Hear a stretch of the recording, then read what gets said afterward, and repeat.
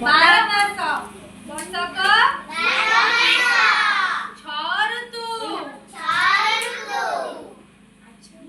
6 ଋତୁର ନାମ କଣ କହିଲ? ଗ୍ରୀଷ୍ମ, ବର୍ଷା, ଶରତ, ହେମନ୍ତ, ଶୀତ, ବସନ୍ତ। ଏଇଟା ହେଲା ଆମ 6ଟି ଋତୁ। ଆଚ୍ଛା, 6ଟି ଋତୁ ଭିତରେ ଏବେ କି ଋତୁ ଚାଲିଛି କହିଲ? କି ଋତୁ ଚାଲିଛି? ଶୀତ ଋତୁ। ଶୀତ ଋତୁରେ ତୁମେ କଣ ରାତିରେ ପଙ୍ଖା ଦେଇକି ଶୁଅ? କଣ କରି ଶୁଅ? କମଳ ଘୋଡେଇ ହୋଇକି ଶୋଉ। କମଳ ଘୋଡେଇ ହେଇକି 3ଟା କମଳ ଘୋଡେଇ ଶୋଉ। ଆଉ ସକାଳେ ସ୍କୁଲ ଆସିଲେ କଣ ପିନ୍ଧିକି ଆସ?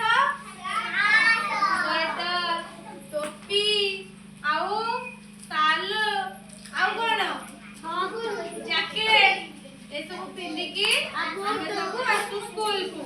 ଶୀତ ଦିନେ ଶୀତ ବସ୍ତ୍ର ଆମେ ପିନ୍ଧୁ। ସ୍କୁଲରେ ତିଆରି ହୋଇଥିବା ପୋଷାକକୁ ଆମେ ପିନ୍ଧୁ। କାହିଁକି? ଆମକୁ ଗରମ ଲାଗିବା ପାଇଁ। ସେ ସବୁ ବସ୍ତ୍ରରେ ଆମକୁ ଗରମ ହୁଏ। ଆମକୁ ଗରମ ହୁଏ ନା? ଫୁଲ ପ୍ୟାଣ୍ଟ ପିନ୍ଧୁ। ଆଉ କଣ ଶୀତ ବସ୍ତ୍ର ସବୁ ପିନ୍ଧୁ।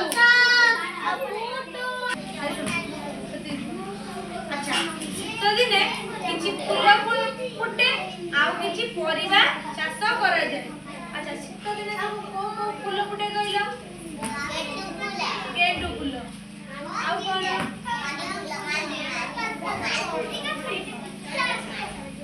ଗେଣ୍ଡୁ ଫୁଲ ଫୁଟେ। କଣ ଫୁଟେ? ଗେଣ୍ଡୁ ଫୁଲ ଫୁଟେ। ଆଉ ପରିବା ଚାଷ କଣ ହୁଏ? ଆଉ କେଉଁ ଚାଷ ହୁଏ କହିଲୁ?